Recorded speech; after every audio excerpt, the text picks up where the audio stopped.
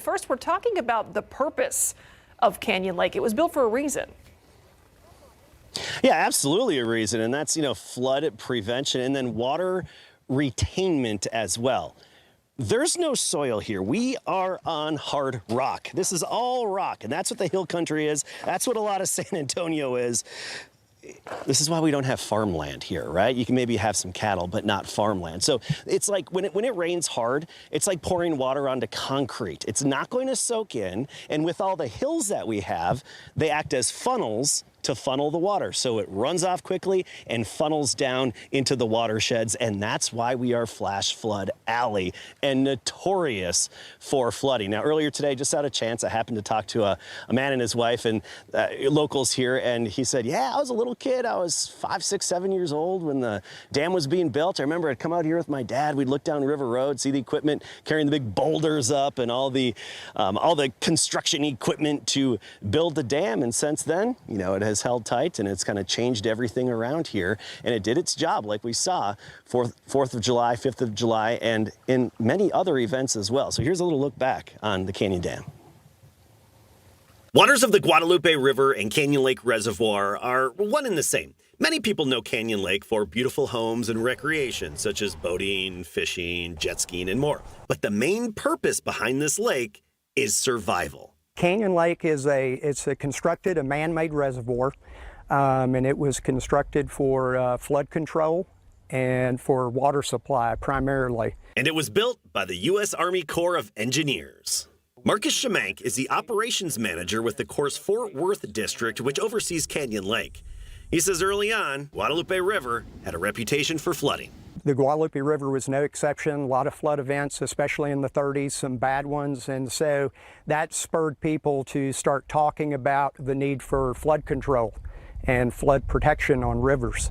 The Corps of Engineers were given the task to accomplish flood control and prevention, and the state of Texas created the Guadalupe Blanco River Authority to oversee water resources of the river from the hill country all the way down to San Antonio Bay along the Gulf Coast. The Corps of Engineers presented a report in 1939 and a recommendation that it be constructed. It being Canyon Lake Reservoir, but Schemank explains it truly took an act of Congress before anything could happen. Canyon Dam, it had to have congressional authorization. Congress passed 2 laws, the Rivers and Harbors Act of 1945 and 1954. Construction started in 1958. So why did engineers select this area? They're looking at geology, the porosity of the ground. They're looking at other features, and then, of course, proximity to population areas to make sure where they place this thing is a good location in terms of physical features, but also in an area where they can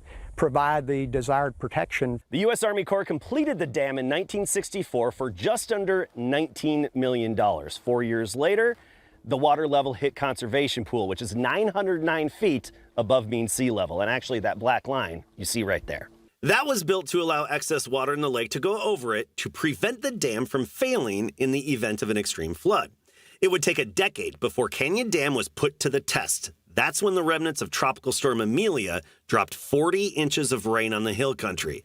The Guadalupe River jumped its banks, hitting the town of Comfort hard, and then the waters were intercepted by Canyon Lake. It was 10 years after it reached conservation pool in 1978, and the lake rose up 21.6 feet into flood pool.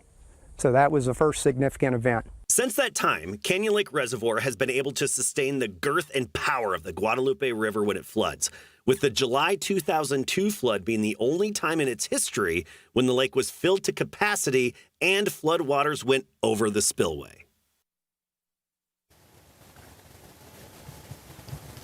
And there you have it, the history, the reasons why, and how it took, about 4 years for it to fill up after being built, and then at least to reach conservation pool, be specific, and then about a decade after being built to where it really got put to the test, and it's been passing tests ever since. We have other dams along the Guadalupe, but without them, there would have been more devastating floods from Kerr County, Ingram, Hunt, all the way down to Victoria, Texas, and even Seadrift, where the Guadalupe flows into the back bay, San Antonio Bay.